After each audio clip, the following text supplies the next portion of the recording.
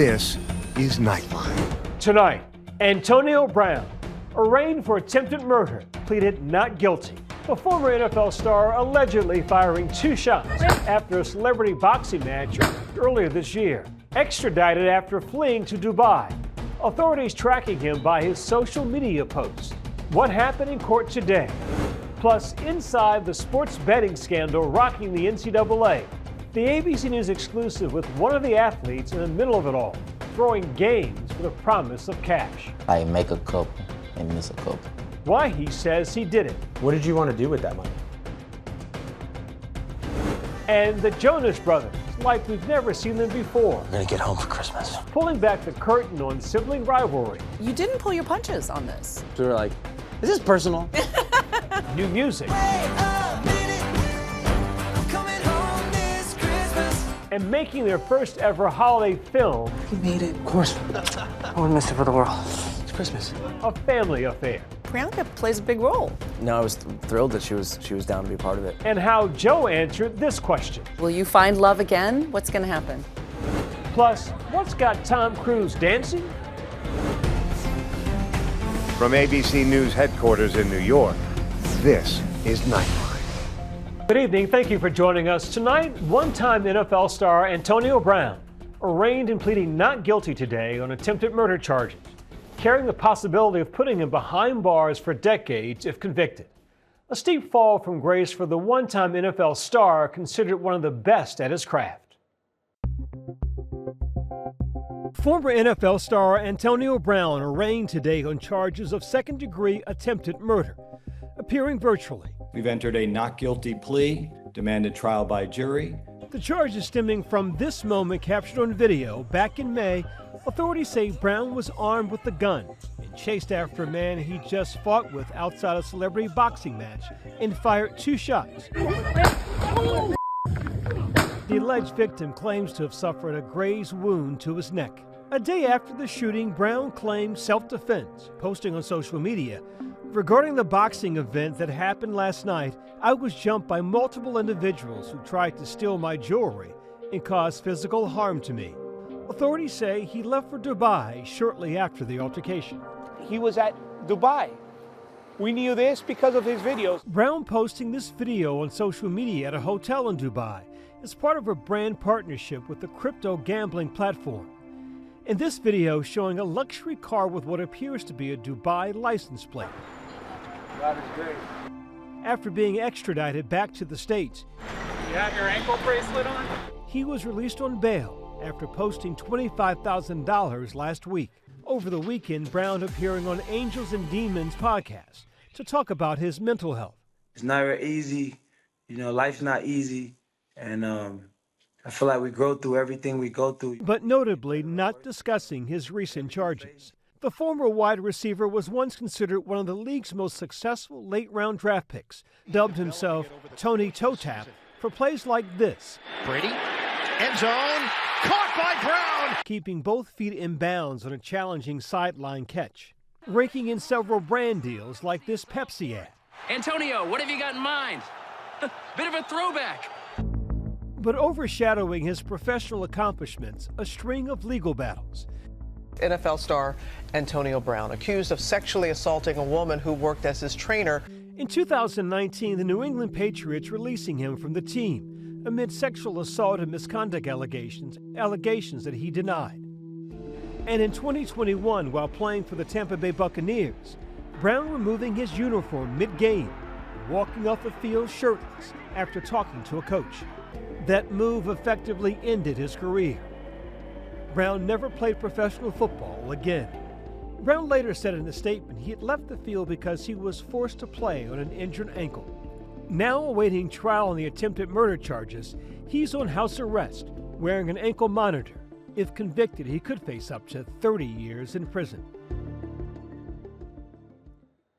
We turn now to one of the sports betting scandals making headlines recently, the scheme that rocked the NCAA.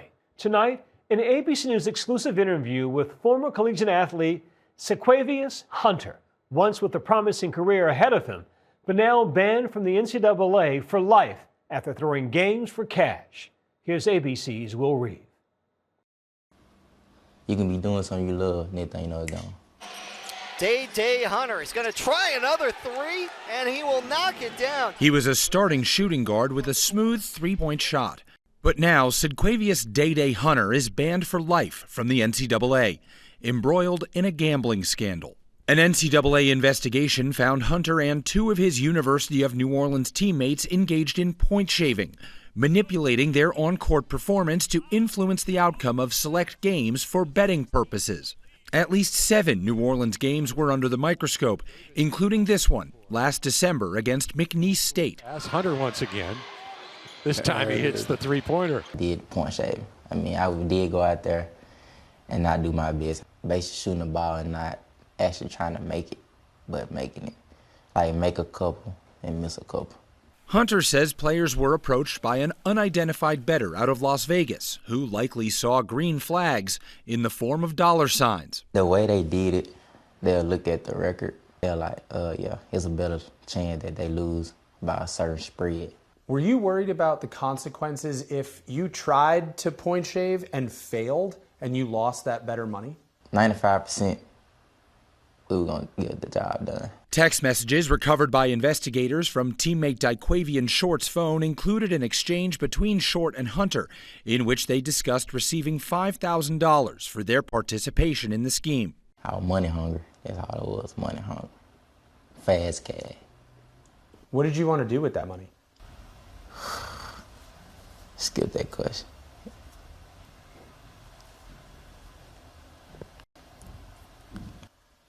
I see some emotion on your face here. Can you explain why? I mean, I don't know. Hunter getting up from our interview to go compose himself. He returned ready to share his story and his motive. What was the motivation for the money? Basically, I had a child. I just had a child. So, like, the school wasn't paying me money, so, like, I was trying to get money to actually take care of my child. So you had a newborn baby to take care of. And here comes this scheme that's going to get you money to take care of your kid. What are you going to tell that child when they grow up and they're old enough to learn about this? Don't do what Daddy did. Hunter initially denied his culpability to investigators. You lied to the NCAA? I did. What did you say? I told him I wasn't doing it. I told him, like, I didn't know anything. But the whole time, basically, I knew everything. But I was trying to lie because I thought I was going to get my way out of it. For this young man who had big hoop dreams, he hopes his cautionary tale can serve as a warning. Don't follow my step and don't do the same thing I did. Don't make the mistake I made. Our thanks to Will. The NCAA said in a statement to ABC News that it, quote, operates the largest integrity monitoring program of any sports league in the country and educates hundreds of thousands of student athletes about the dangers of sports betting. But lawmakers, regulators, and gaming companies need to do more to eliminate risky prop bets and crack down on gray market operators. Sidquavius Hunter still dreams of playing basketball somewhere. Up next, the Jonas Brothers dishing on their first ever holiday film. A cameo from a guy who knows a thing or two about big screen holiday cheer. Okay, let's go, people. We flew all the way to London for this concert. I want to make sure we get there in time to hit the merch stand.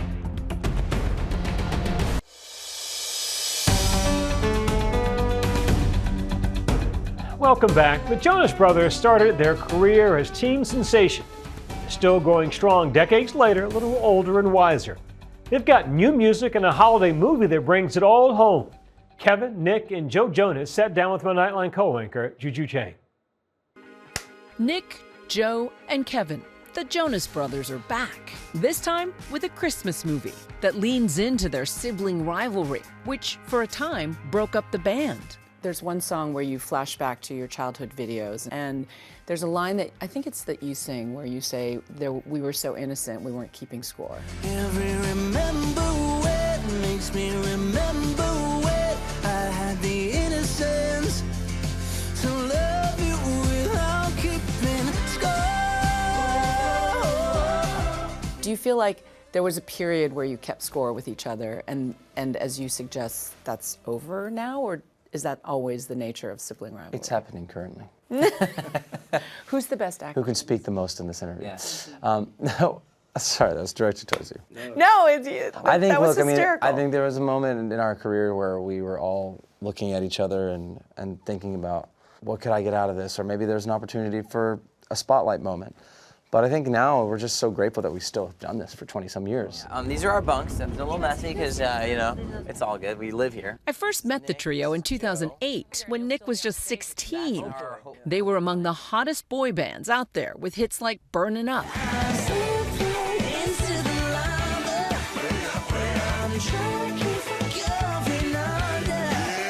Since then, they launched solo careers, some songs even hitting the Billboard Top 10, like Nick's Jealous.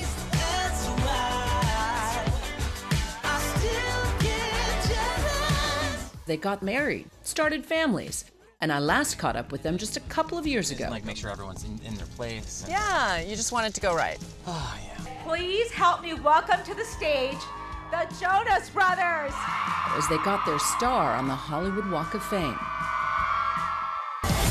We're gonna get home for Christmas. Now, in a very Jonas Christmas movie out on Disney+, the brothers don't shy away from that sibling rivalry. In fact, they poke fun at the roles that siblings often get stuck in. Okay, how is this my fault? We all got on the same train. Yeah, okay? but you were supposed to double check. Yeah, and you're the uptight, responsible one. That's right. You're the uptight, responsible one. You're the lovable tramp, and I'm the relatable human cardboard. I was really surprised by how much of the sibling rivalry you guys play around with. How real is it? You didn't pull your punches on this. Yeah, the team that we worked with was incredible. The writers were amazing, but we really were able to kind of dive in and kind of take some shots in a fun way. But you gave words to these sibling rivalry as like you get stuck in these roles and then you can't get unstuck. And you're the uptight, responsible one. You're the lovable tramp.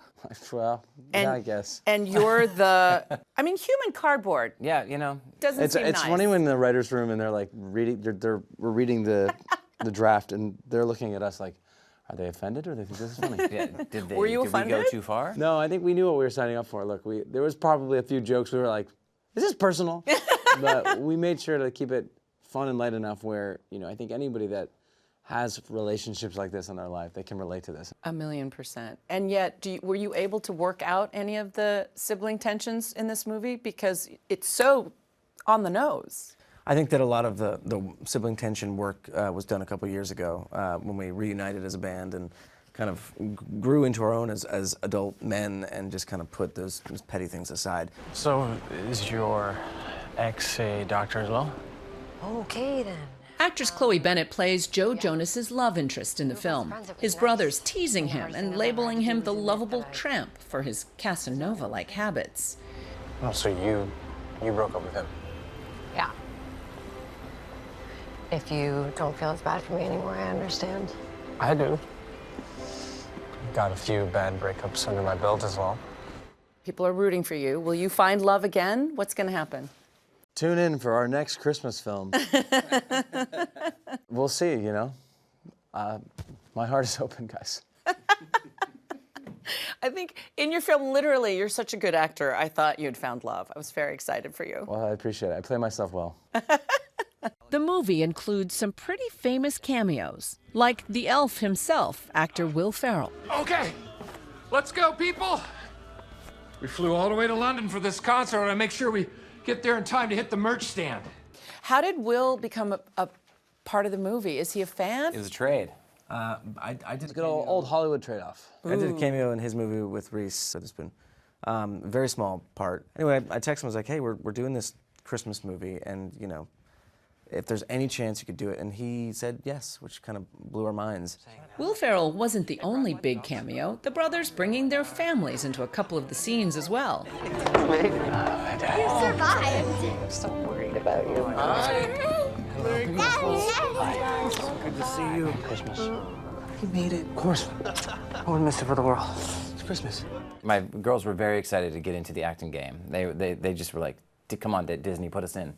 They were really excited. Were you happy to have, I mean, Priyanka plays a big role. She does. No, I was thrilled that she was down to be a part of it. She's a big get for us in this film. She big is, name. yeah. Bold-faced name. But it's great to include some of those real-life elements, and having her a part of that was really special for me. In the movie, the brothers are playing caricatures of themselves. But in real life, they've been busy with a cross-country tour that's a real homage to the early 2000s. Like when their Camp Rock co-star Demi Lovato joined them on stage.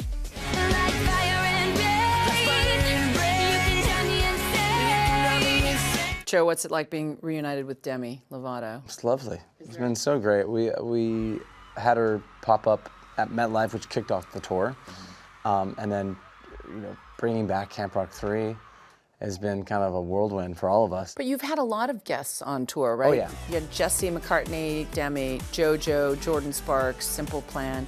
It's a real ode to the early aughts.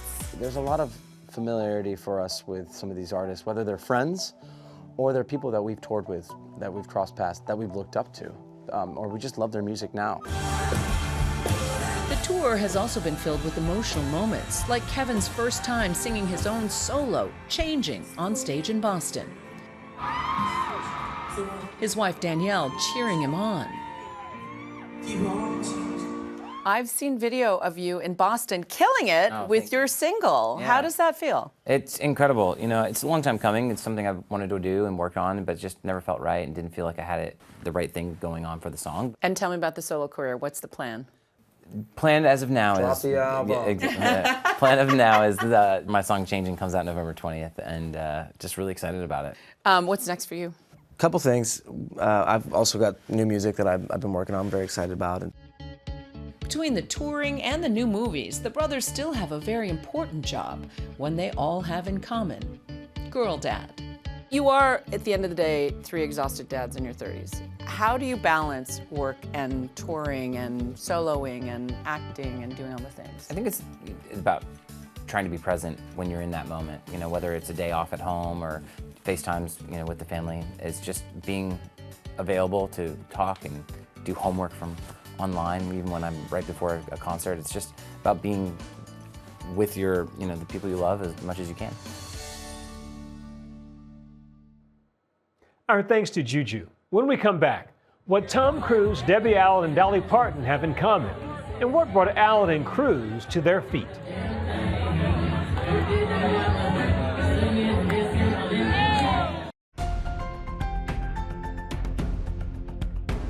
And finally tonight, the Oscars come a little early for Tom Cruise. It's our Nightline.